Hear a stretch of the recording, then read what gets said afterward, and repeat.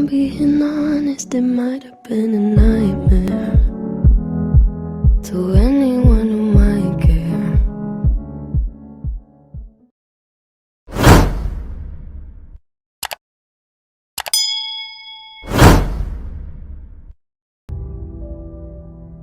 I think that being on your purpose gives you a sense of entitlement because you know that you're doing good things with your life, and it gives you a feeling of being emptied out. So let's say that after a long day of work, you kind of walk through a crowd, and because you're so on your purpose, it's almost like parting the Red Seas. People will tend to get out of your way because they say, look, this is a man who's walking with a purpose. This guy's a badass.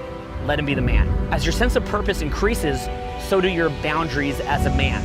This became especially relevant to me lately, where I realized if I want to accomplish what I want to, get done in life, I'm going to have to be very, very careful about what influences I allow around myself, what type of people I surround myself with, what kind of energy I'm letting in, but more importantly, my own behavior, like, if I'm eating bad food or if I'm engaging in sloppy behavior, unfocused behavior, I'm actually failing to put down a personal boundary on myself. A lot of things like approaching anxiety towards approaching girls, or eating bad food, procrastinating, being a gossiper, getting upset over little small petty things, really comes from a lack of a sense of purpose, because basically you want to think of yourself as a man where you have this sense of purpose, and that creates gravity, which then sort of pulls in the armor that are personal boundaries. If you think about it, how many of your actual beliefs that you have, or emotions that you feel, or just sort of day-to-day activities that you engage in are actually of your own conscious decision? What I think is that most people are actually closer to sponges than to what most people would think of as a human being. I think that you have to get to a certain sort of critical mass of having your own intention in life before you would ever actually, be what most people think of as a person. What I would say is that when you can find your purpose early, that has the advantage that whatever you're going to do with your life, you've had more years to put the polish onto it, okay? Imagine if LeBron James or Kobe Bryant were to wait until they're 27 to start playing basketball, they would have less time to really hone their craft. So the sooner that you get started, and the sooner that you have a sense of urgency about it, the more likely that you are to get to a world-class level with whatever it is that you do. But conversely, there's something to be said about just maintaining an openness to experience and going through life, just sort of taking different things in, and how sometimes that can kind of add up to some amazing opportunities later in life that would totally blow you away. Finding your purpose is a benefit to you because it gives you polarity, like that type of permanent attraction with a woman. It gives you a high sense of entitlement. It empties you out. And maybe even most importantly, it creates the gravity which sucks in the armor of personal boundaries. Somebody who is on their purpose, they have a glint in their eye, okay? They haven't had their face ground into the ground by the boot print of life. They're alive, they're happier, they're engaged. That's why you gotta do it.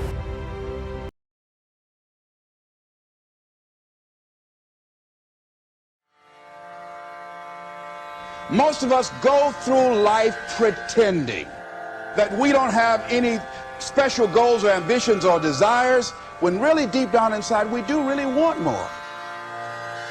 We block ourselves and we use these words almost like we're in a trance.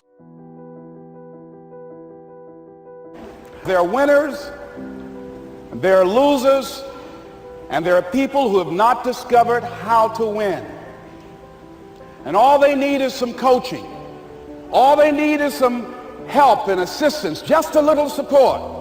All they need is some insight or a different strategy, a plan of action to make some adjustments that will open up the key to a whole new future for them, that will give them access to the unlimited power that they have within themselves. That's all that they need.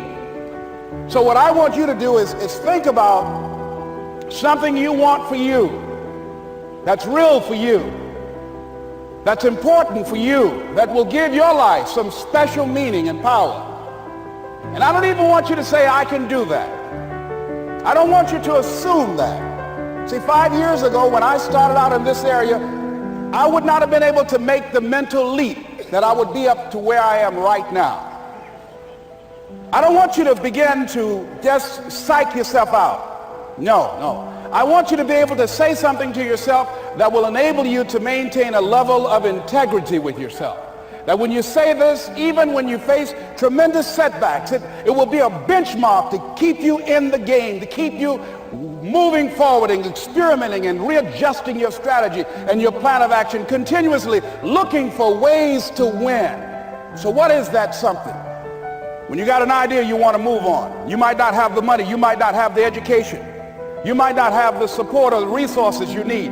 What is that something that can keep us going, that will enable us to act on our dream? What's one of those keys that will begin to help us to discover the secrets to our dream? Here's what I want you to repeat after me, please, with power and conviction. Say, it's possible. That's all I want you to do when you look at your dream. Just say to yourself every day, it's possible. Just say that every day to yourself, it's possible. Because what does that do? See, it begins to change your belief system. See, the way in which we operate, ladies and gentlemen, it's a manifestation of what we believe, what's possible for us. Whatever you've done up to this point, all that it really is a duplication, it's a reproduction of what you believe subconsciously that you deserve and what's possible for your life. Most people operate out of their personal history, out of their memory, things they've done, things they've experienced, things they've seen, things that they have observed. What I'm suggesting that you operate out of a larger vision of yourself. I want you to see yourself doing what you want to do, experiencing what you want to experience, having what you want to have, doing what it is that gives your life some meaning and value. That a lot of things that we want to do, a lot of places we would like to go, a lot of things we would like to experience, and we just stop at but. But will cause you to hide out behind fear. But will cause you to come up with all type of excuses that you can validate your inaction and not acting on your dream. But is a dream killer. But most people, you know what they do? Most people go through life quietly and safely tiptoeing to an early grave. We've been holding back. We have ideas that we don't act on, things we want to do. We're afraid to take chances. See, a lot of people say no to things and they don't even know what they're saying no to. Don't allow but to keep you in the corner.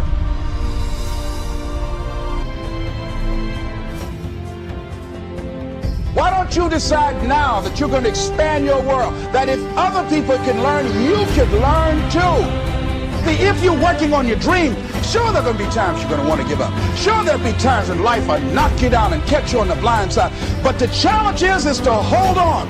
And if you hold on tenaciously, I say the universe is on your side. See, if you don't decide to act on your dream, if you don't decide to make a decision to live your life, if you don't decide to step into your fears, if you don't decide to say yes to your life, it will never work for you. Is it possible for you to have all your dreams become a reality in your lifetime? Yes, it is possible. But the real question you should be asking yourself, have you made the decision?